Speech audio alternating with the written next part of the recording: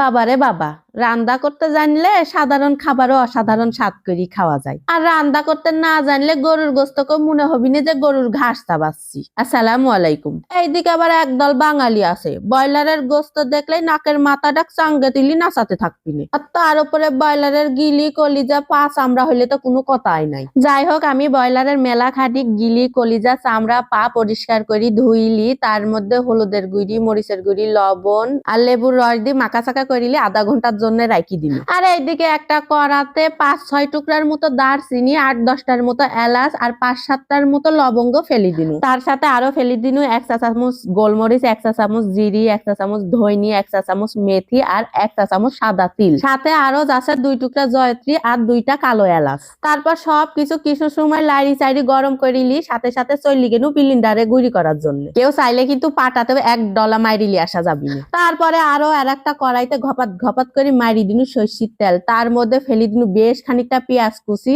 আর কাঁচামরিচ। তারপরে পেঁয়াজ কুচি আর কাঁচামরিচ গুলা সামান্য একটু ভাইজিলি নরম করিলি, তার মধ্যে ফেলি দিনু আস্ত দারচিনি, লবঙ্গ, এলাচ, গোলমরিচ, সামান্য জয়ত্রী আর তেজপাতা। তারপরে আস্ত গোটা মশলা গুলাকে পেঁয়াজের সাথে কিছুক্ষণ লাইরি সাইরি ভাইজিলি, তার মধ্যে ফেলি দিনু টমেটো কুচি, সাথে আরো দি দিনু রসুন বাটা, আদা বাটা, জিরি বাটা। তার সাথে আরো যাচ্ছে মরিচের গুঁড়ি, হলুদের গুঁড়ি, ধইনির গুঁড়ি আর স্বাদ মতো লবণ। ঝালের পরিমাণটা কিন্তু তোমরা কমা কিংবা বাড়া দিতে পারো, তবে এই খাবারটা একটু ঝালের পরিমাণ বেশি হলে কিন্তু খেতে বেশি ভালো লাগবে না। সে যাই হোক, সবকিছু কিছুক্ষণ লাইরি সাইরি দিয়ে এখন ঢাইলি দিনু মশলা কষানির জন্য পানি। তারপরে লাড়তে চাড়তে যখন মশলা কষা এরকম উপরে তেল ভাইসি উঠবে, তখন সেই গলা কলিজা গিলিগুলা এর মধ্যে ঢালি দিব। এখন সব কিছু একসাথে কইরি ভালো করে মিশালি, লাড়তে চাড়তে প্রায় 10 মিনিটের মতো আমি ঢাকনা ছাড়া উপরে তেল ওঠা পর্যন্ত কষা লিব। যখনই কষা কষা হই এরকম উপরে তেল টুকি ভুক মাইরি উঠিছে, ঠিক তখনই কাইটি ধুই পরিষ্কার করিলিয়া আলুগুলা এর মধ্যে ফেলি দিন।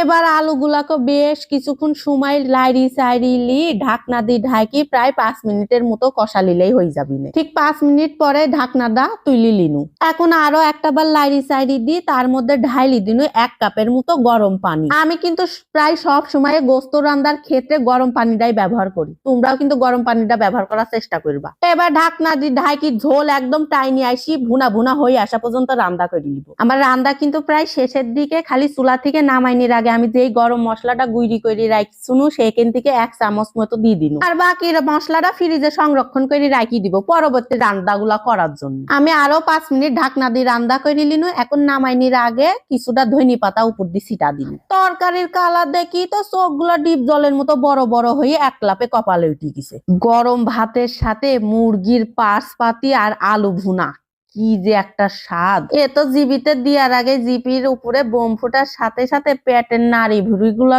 একদম ঢেকুর ওঠা শুরু করেছে। টমেটো সালাদ, লেবুর রস আর গরম ভাতের সাথে মুরগির পার্স পাতি ভুনা, কি যে একটা মার ডালা লেভেলের টেস্ট! আমি যখনই মুখের মধ্যে গুইজি দিচ্ছি তখনই টের পাচ্ছি। আল্লাহ রহমতে এই জিনিস দি 1 নিমিষে 4 প্লেট ভাত সাবার করে দেওয়া যাবে না। এখন তোমরা ঠিক করো, তরকারির এই ভরপুর কালার দেখি তোমরা রাইন্দি খাবা কি খাবা না? এখন তোমরাই ঠিক করো, তোমরা কি সরাসরি গোস্ত খাবা নাকি এরকম পাঁচ পাতি ভুনা করে খাবা? আমার কিন্তু সেই ঝাল লাগি নাক কান দিয়ে ধুইমি বাড়াইনি শুরু হয়ে গেছে। চলি গেল, আল্লাহ হাফেজ।